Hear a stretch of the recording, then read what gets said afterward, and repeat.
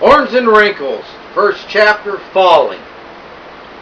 My cousin Duke's troubles on the river started the day he dangled me off the wagon wheel bridge.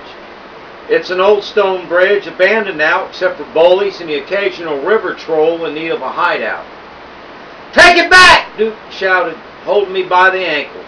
He was shaking me so hard that my lucky penny slipped out of my pocket and plopped into the river. You could take that as a sign if you want to, but it was Duke's luck, not mine, that went bad. "Not in a million years," I told him.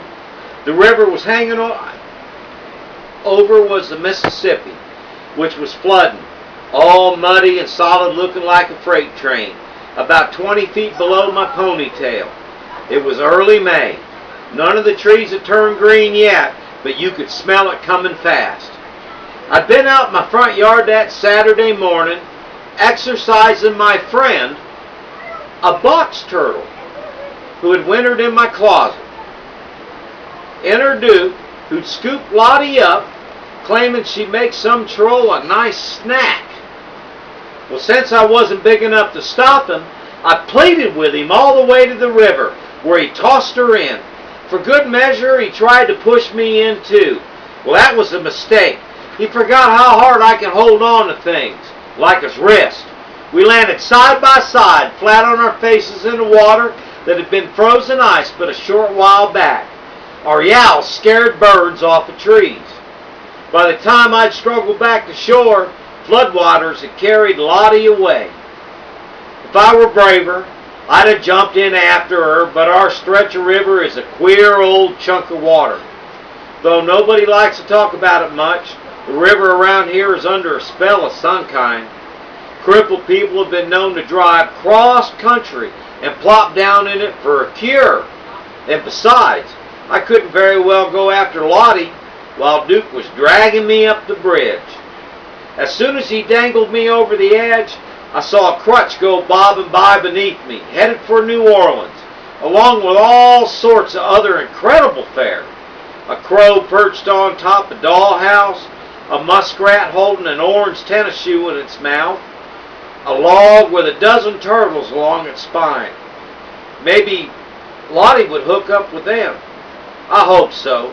With the river suffering spring fever, everything was on the move. "You better know how to swim," Duke shouted. It was one of his shouting days. Most were.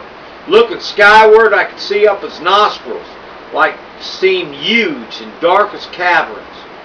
"You know I can't," I said. "Well, it's time you learned." "Well, I'll be the judge of that," I informed him. "Know him better than to sound the least bit fluttery, even though I was a goner if he let go. You don't want to sound afraid of a bully, especially if he's a relative."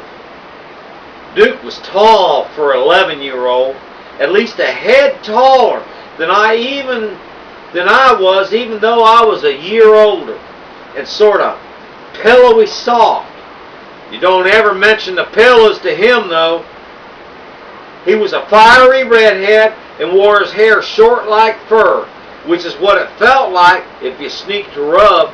Better not. Freckles? Lots. They were off limits, too. He was proud of his temper, like peacocks are of their tails. His snub nose twitched every few seconds in case anything was cooking nearby, for if there was, he planned on being there first. He wore a black jacket with lots of zipper pockets that were full of treats and stuff confiscated from small fry. At the moment, we were disagreeing about my baseball cap, which he'd snatched while dragging me up the bridge. He was wearing it, but claiming that he wasn't.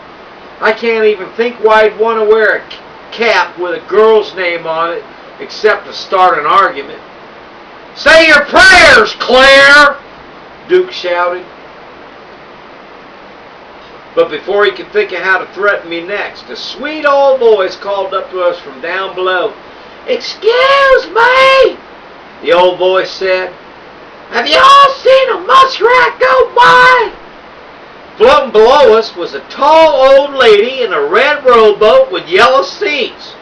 She wore a blue flowery dress, a red checkered apron, and one orange tennis shoe, a high top. Her other foot, it was bare. Her hands and apron had a dusting of white flour, and I caught a whiff of homemade bread. "Beat it, you old bat!" yelled Duke. "His name is Prince Leopold," the old lady said, unperturbed. "He was carrying one of my sneakers." "Can't you see I'm busy?" Duke shouted. "I think he went that way." I pointed where the muskrat had headed. "You stay out of this," Duke warned me. "Is that a girl you're holding?" the old lady politely asked. Her held her hands above her eyes to shield against the sun glare of water. "It's a warthog," Duke shouted. "Doesn't look like a warthog." The old lady tilted her head sideways for a better view. "I'd say it looks like a girl." "Are you calling me a liar?" Well, the old lady thought that over. Reaching into an apron pocket, she pulled out a pinch of what looked like flour and blew it towards us. The flour glittered in the sun. It dusted my face. I'm afraid I giggled. "It sounds like a girl," the old lady judged. That scorched Duke's cheeks and started a rumble shimmying up his throat. Last time I'd seen him this mad was when he'd salt and peppered a grasshopper that he couldn't make me eat it. Leaning over the edge of the bridge to aim me better, he shouted, "You asked for it!" His grip tightened on my ankles as he positioned me for a direct hit. The old lady shook her head sadly at his efforts and called out, "You're sort of a whip, aren't you, son?" Squinting one eye, Duke lined me up perfectly with the rowboat and broadcast with a great deal of satisfaction, "Bombs away!" A half minute later, nothing happened. Between Duke's sweaty palms and my dripping socks, I began to worry I might slip out of his grasp before he could drop me. "Well, I'm waiting," the old lady called out. Forever after, Duke claimed he might have never let go if she hadn't driven him to it. Now, you might think it wouldn't take long to fall 20 feet, but believe me, it can take up to most of a day. My eyes were open all the way, too. The wind fluttered my ponytail and tickled my one crooked tooth. I tried writing myself up so I wouldn't hit my head first, but I rolled too far and did a full somersault. Everything seemed stuck in turtle time. Up on the bridge, Duke's eyes were as large as tennis balls. Down below, the old lady positioned a plump cushion on the seat where I was headed. She sat with her hands folded on her lap, as if waiting for someone invited to tea. Beside the boat, a muskrat head popped up out of the water, holding an orange tennis shoe in its mouth. Once look at me falling out of the sky made him dive elsewhere. Now that I'm closer to the old lady, I could see that reading glasses hung around her neck on a gold chain. Wisp of white hair poofed out around that old straw hat. Her face was as friendly as a daisy's. I had time to take all that in, and still I wasn't done falling. In the name of science, I decided to try an experiment and count to 10, real slow. Well, after that, there wasn't much doubt, but I counted to 10 again, even slower, just to make sure. That made it official. Something rivery was happening. At the moment, I drifted downward with all the speed of a dandelion fluff. Tucking my feet up under me, I lighted on the boat cushion like a perfect lady. "Hello!" the old lady greeted. "I'm so glad you could join me." She smiled as though we were old friends. "Well, I'm pleased to meet you," I said. "Did you do all that?" I was gesturing towards the bridge above us, the one I just dropped from. "Do what?" she asked. A commotion from atop the bridge cut off my answer. "My nose! My nose!" Glancing up, I saw Duke dancing around, holding his face as if he'd just been punched on the snout. As far as I could tell, he was all alone on that bridge.